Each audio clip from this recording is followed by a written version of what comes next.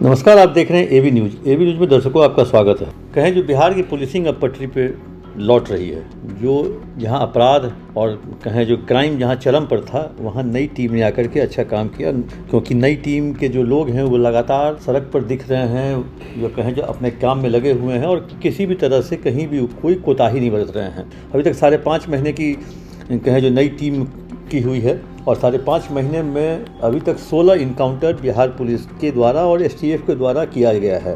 शुरू में तो एसटीएफ ने इनकाउंटर किया, अब जिलों की पुलिस भी अब इनकाउंटर करने में लग गई है और इसमें 5 अपराधी अभी तक मारे गए, मतलब 4 अपराधी और एक नक्सली।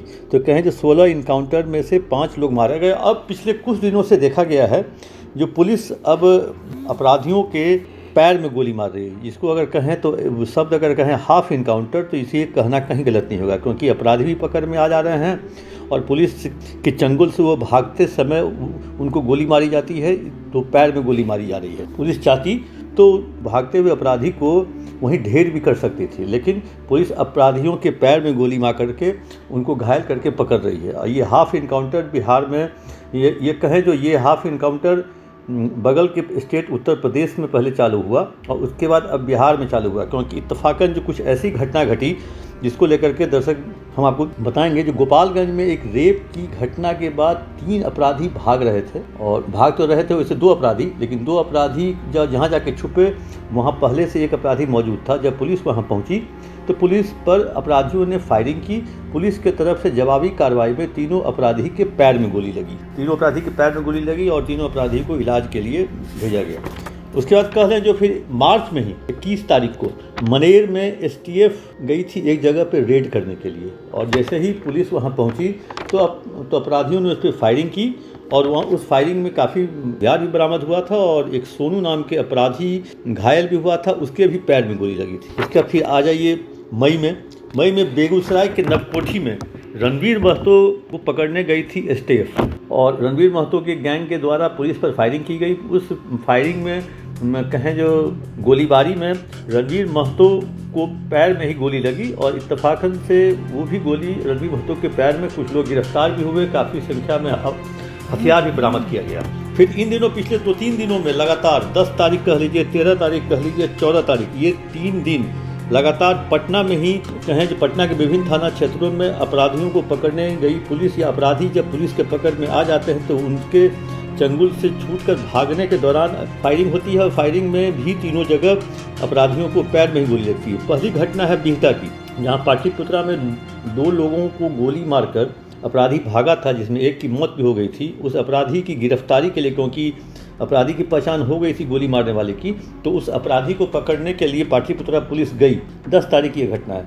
वो गिरफ्तार भी कर ली। बीच रास्ते में उसने शौच का बहाना किया और शौच के बहाने से वो पुलिस के चंगुल से भागने लगा। इसी बीच में कहें जो अपराधी को पकड़ने के लिए पुलिस को गोली चलानी पड़ी, और अपराधी का नाम था ईशू, और ईशू के पैर में पुलिस ने गोली मारी। फिर कहें जो 13 तारीख को दानापुर में एक हत्या की घटना को अंजाम देकर एक अपराधी फरार था। जब उस फरार अपराधी की सूचना पुलिस को मिली तो पुलिस वहां गई गिरफ्तार करने के लिए उसको, तो पुलिस ने उसे गिरफ्तार भी कर लिया और फिर पुलिस के चंगुल से छूटने के लिए उसने प्रयास किया और पुलिस पर फायरिंग भी की, और तब पुलिस ने जवाबी कार्रवाई की, जिसके बाद उस विवेक नाम के अपराधी को पुलिस ने पैर में गोली मारकर गिरफ्तार किया, घायल किया। 14 की कहें जो मध्य रात्रि, मतलब 13 और 14 की मध्य रात्रि, मतलब कहें आज की ही बात अगर कर लें तो खुसरूपुर में पुलिस के कहें खुसरूपुर में एक अपराधी पकड़ाया, पुलिस ने पकड़ा।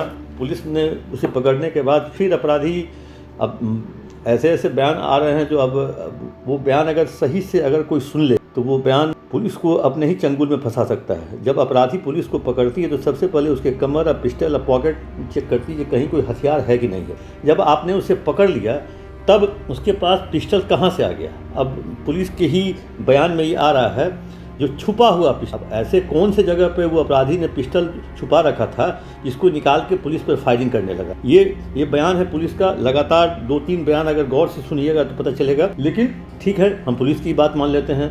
अपराधी छुपे हुए पिस्टल को निकाल कर पुलिस पर फायरिंग करने लगा।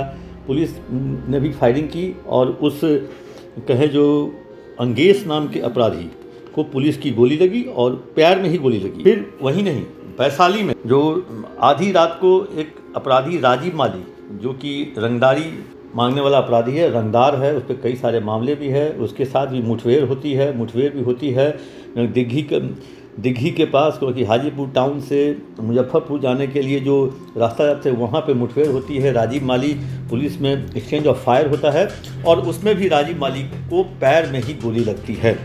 अब इत्तफाकन से देखिए 10 तारीख, 13 तारीख, 12 तारीख, 14 तारीख पटना की तीनों घटना, वैशाली, गोपालगंज और पटना में, इससे पहले भी मनेर में, बेगूसराय में जो भी अपराधी पुलिस के चंगुल से भागने का प्रयास करता है वो उसे पैर में गोली मारी जाती है।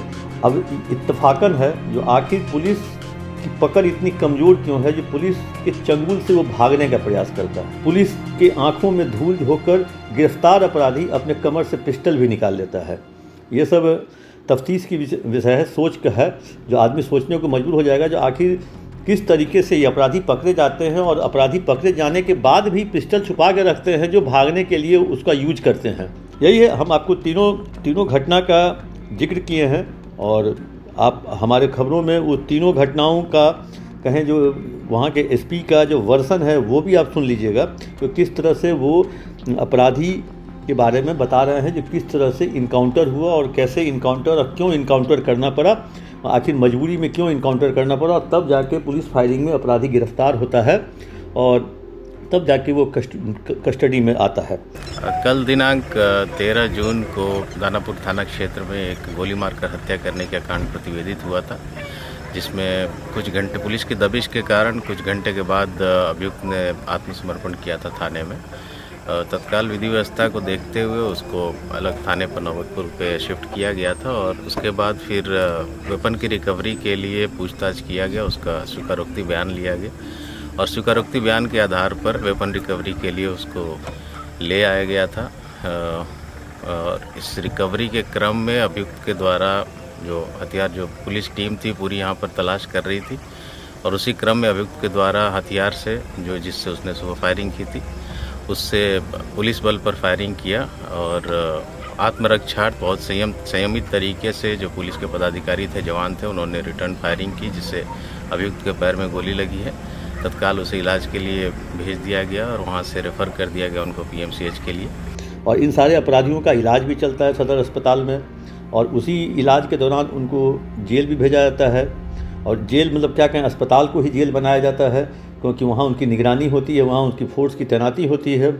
तो एक तरह से कहें जो ये एक दहशत और खौफ अपराधियों में पैदा करने के लिए पुलिस हाफ इनकाउंटर में लगी हुई है। पुलिस का इशारा है, अगर इसके बाद भी अगर नहीं समझे, नहीं सुलझे, नहीं आपने प्रशासन की बात मानी, अपराध का रास्ता नहीं छोड़ा, तो हाफ नहीं अगली बार फुल इनकाउंटर किया जाएगा। तो ये एक मैसेज है अपराधियों के लिए, जो ये अभी हाफ कर रहा हूँ, अगर समय रहते अगर पटरी पे नहीं लौटी तो फुल इनकाउंटर भी किया जा सकता है। वैसे स्टार्टिंग में पुलिस की टीम जब नई टीम बनी थी, जनवरी में कह लीजिए, जनवरी से लेकर के पूरे जनवरी या दिसंबर कह लीजिए, इस तरह की टीम ने फुल इनकाउंटर किया, उसमें कुछ दहशत भी हुआ कायम। लेकिन ये जो हैं अपराधी, ये अभी हाफ इनकाउंटर करके प्रशासन ने ये मैसेज दिया है। अब देखना है ये मैसेज अपराधियों तक कैसे और कब तक पहुंचता है। आप देखते रहिए एबी न्यूज़। अपना कमेंट बॉक्स में जाकर जरूर दें।